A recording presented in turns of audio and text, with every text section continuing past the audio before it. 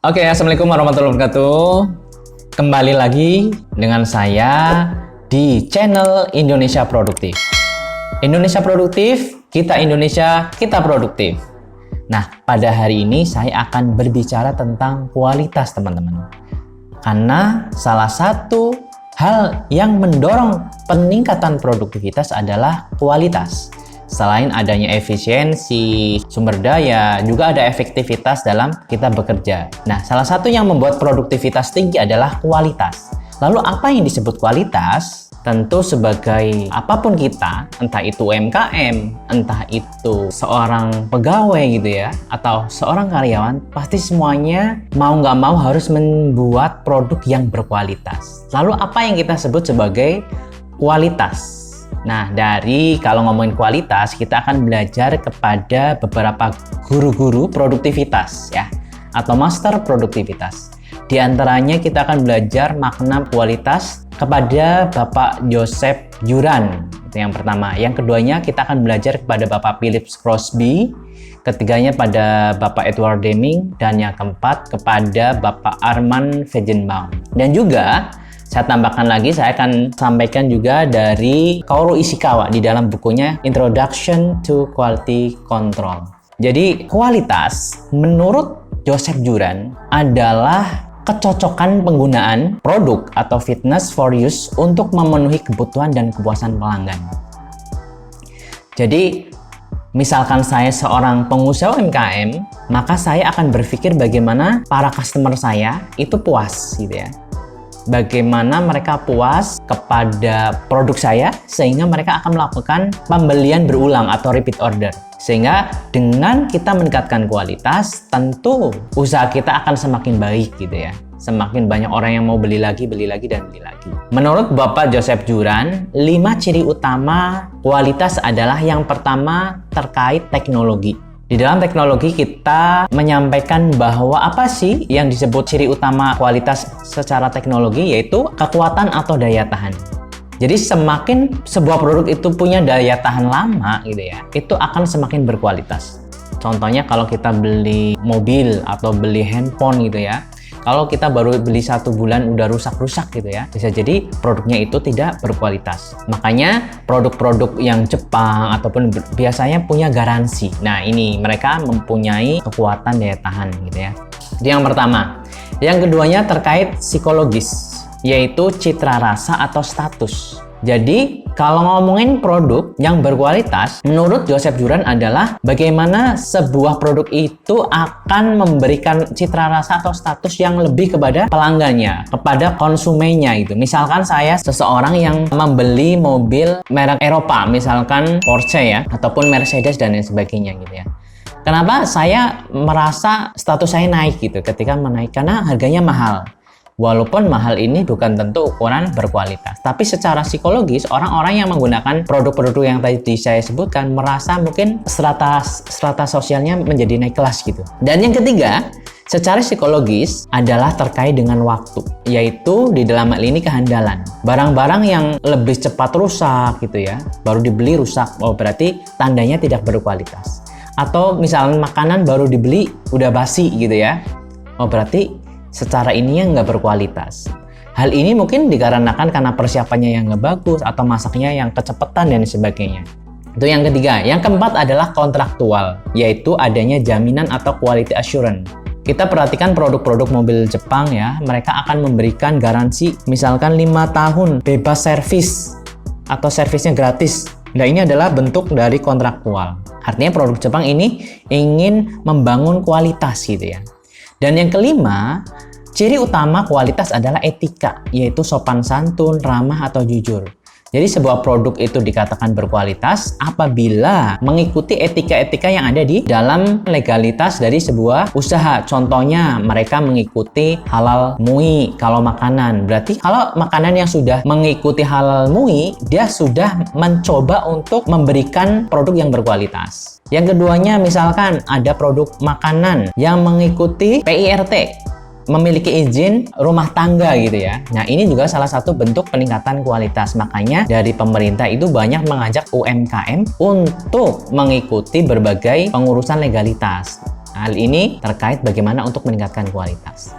Terkait etika juga, misalnya kita punya produk makanan, kita juga bisa melihat atau bisa menyampaikan bahan-bahan apa saja yang kita gunakan di dalam kemasan yang kita produksi. Ini juga bagian daripada peningkatan kualitas, yaitu dalam sisi etika. Itu menurut Joseph Juran. Jadi menurut Joseph Juran, kurang lebih 5 ciri utama produk yang berkualitas adalah teknologi, keduanya psikologis, ketiganya waktu, keempatnya kontraktual, dan yang kelimanya adalah etika gitu ya. Ini menurut Joseph Juran. Kalau menurut Philip Crosby, apa yang disebut kualitas? Kualitas produk adalah conformant to requirement, yaitu sesuai dengan apa yang disyaratkan atau distandarkan. Suatu produk memiliki kualitas apabila sesuai dengan standar kualitas yang telah ditentukan. Nah, standar ini meliputi ada kita sebut input, proses maupun output. Tentu inputnya bahan-bahannya harus berkualitas, tenaga kerjanya harus berkualitas, materialnya, bahan-bahannya, terus mesin-mesinnya juga berkualitas gitu ya. Ini dalam proses input ya. 5M-nya itu harus berkualitas. Di dalam proses produksi juga harus berkualitas. Dan yang ketiganya, sehingga akan menjadikan produk jadi juga berkualitas. Jadi menurut Philip Crosby, yang disebut kualitas adalah bagaimana inputnya, prosesnya, maupun outputnya. Kalau ketiga-tiganya ini berkualitas, tentu akan menghasilkan produk yang berkualitas yang akan sampai kepada pelanggan gitu ya. Kalau pelanggan sudah merasa mendapatkan produk yang berkualitas, tentu dia pengennya beli lagi. Misalkan saya puas makan bakso, di sana baksonya enak, dagingnya itu kerasa. Pada saatnya saya ingin beli lagi gitu. Nah, ini adalah bentuk dari apa yang kita sebut sebagai kualitas. Dan yang ketiga, menurut Edward Deming, kualitas produk adalah kesesuaian dengan kebutuhan pasar atau konsumen. Jadi misalkan kita sudah ngeklaim produk kita berkualitas, tapi kalau pelanggan nggak ada yang beli, bisa jadi produk kita nggak berkualitas. Karena itu persepsi kita sebagai produsen. Makanya, menurut Edward Deming, perusahaan harus benar-benar dapat memahami apa yang dibutuhkan konsumen atas suatu produk yang dihasilkan. Misalkan kemarin kita terjadi pandemi. Banyak orang-orang usaha makanan tidak boleh beroperasi, tidak boleh dine-in gitu ya. Harusnya hanya pesan aja gitu ya. Bagaimana perusahaan biar eksis, mau nggak mau mereka harus melihat apa yang dibutuhkan oleh pasar. Makanya kemarin banyak orang-orang yang akhirnya berjualan masker, membuat hazmat gitu ya, jualan face shield dan lain sebagainya, ini dalam rangka memenuhi kebutuhan pasar atau konsumen gitu. Jadi menurut Edward Deming, produsen harus pandai-pandai dalam membahagiakan oleh konsumen sehingga produk kita benar-benar dibeli. Jangan asal menciptakan sebuah produk tapi tidak tahu bagaimana respon dari konsumen atau pelanggan. Dan yang keempat adalah menurut Armand Feigenbaum. Menurut beliau, kualitas produk adalah kepuasan pelanggan sepenuhnya atau full customer satisfaction. Jadi jangan sampai kita menciptakan produk yang bikin customer kita itu ilfeel, tidak puas dan sebagainya. Menurut beliau bahwa suatu produk berkualitas apabila dapat memberikan kepuasan sepenuhnya kepada konsumen, yaitu sesuai dengan apa yang diharapkan konsumen atas suatu produk. Misalkan saya membeli sampo, saya pengennya setelah pakai sampo tersebut, misalkan saya punya kutu ya, kutu saya hilang, tapi ternyata di situ tertulis anti kutu gitu ya. Setelah saya pakai kutunya nggak hilang. Berarti ini saya tidak puas dengan produk tersebut. Akhirnya saya ganti merek sampo lagi gitu. Nah, ini bagaimana menurut Feigenbaum.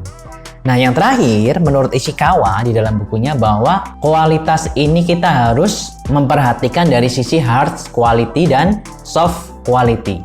Apa yang disebut hard quality? Bahwa kita harus menciptakan benar-benar produk-produk yang berkualitas. Artinya bagus, sesuai standar dan sebagainya. Tapi kita harus berpikir juga bagaimana kita memuaskan pelanggan atau bagaimana kita melakukan pelayanan kepada pelanggan gitu ya. Sehingga produk yang kita bagus itu akan diterima oleh pangsa pasar gitu ya. Sehingga yang harus dipuaskan adalah sisi produknya dan juga sisi pelanggannya sehingga produk kita diterima oleh pasar gitu ya. Ini adalah sebuah paradigma tentang kualitas. Jadi saya berharap kepada teman-teman yang hari ini menonton video ini, terutama teman-teman UMKM, ayo kita pikirkan bagaimana produk kita berkualitas. Dan pada kesimpulannya bahwa yang pertama adalah kualitas mencakup usaha memenuhi atau melebihi harapan pelanggan. Kalau pelanggan sudah kita bahagiakan, tentu dia akan beli lagi kepada produk kita, akan repeat order lagi. Tapi kalau pelanggan sudah kita kecewakan, jangan harap kita akan beli lagi produk kita. Yang keduanya, kualitas mencakup produknya, tenaga kerjanya, proses, dan juga lingkungannya. Jadi kalau boleh saya sebut, terkait 5M. Jadi input, proses, output. Inputnya adalah 5M. Terkait apa? Tenaga kerjanya harus berkualitas. Yang keduanya adalah material atau bahan-bahan yang kita gunakan untuk membuat produk itu juga harus berkualitas, harus bagus gitu ya. Jangan sampai kita menciptakan sebuah produk makanan tapi bahan-bahannya itu udah basi, udah berjamur, udah berbeda bentuk dan sebagainya. Nah, ini akan mengecewakan oleh pelanggan. Yang ketiganya adalah mesin. Mesin-mesin yang kita gunakan juga harus berkualitas. Makanya kita lakukan berbagai perbaikan, preventif, dan lain sebagainya sehingga nanti menghasilkan produk yang berkualitas juga. Dan juga yang keempat adalah kita juga menggunakan metode-metode produksi yang bagus sehingga produk kita juga menjadi berkualitas. Nah, kalau sudah inputnya berkualitas, kita juga harus membuat produk yang berkualitas di dalam prosesnya. Bagaimana kita menciptakan produk yang berkualitas kalau prosesnya juga nggak bagus gitu ya. Mungkin misalnya kita produk makanan, tangan kita kotor, ataupun mungkin kita nggak pakai penutup rambut, makanannya ada rambutnya jatuh sampai ke pelanggan gitu kan, itu pasti akan mengecewakan pelanggan. Dan juga ketika sudah jadi sebuah output atau produk yang kita ciptakan, jangan lupa kita berikan pelayanan juga kepada pelanggan yang terbaik sehingga mereka mau merasa puas dengan produk kita dan akhirnya mau beli lagi dengan produk kita. Dan yang ketiganya adalah kualitas merupakan kondisi yang selalu berubah. Misalnya apa yang dianggap merupakan kualitas saat ini mungkin dianggap kurang berkualitas pada masa yang akan datang. Contohnya kita mengenal merek handphone, sebut saja X gitu ya. Hari ini kita sudah tidak temukan lagi, padahal di era 10 atau 5 tahun yang lalu produk tersebut merajai pangsa pasar. Waktu itu berkualitas, tapi ketika pangsa pesaing itu datang, produknya menjadi tidak berkualitas. Makanya sebuah produsen harus berpikir, harus lincah, harus agile gitu ya.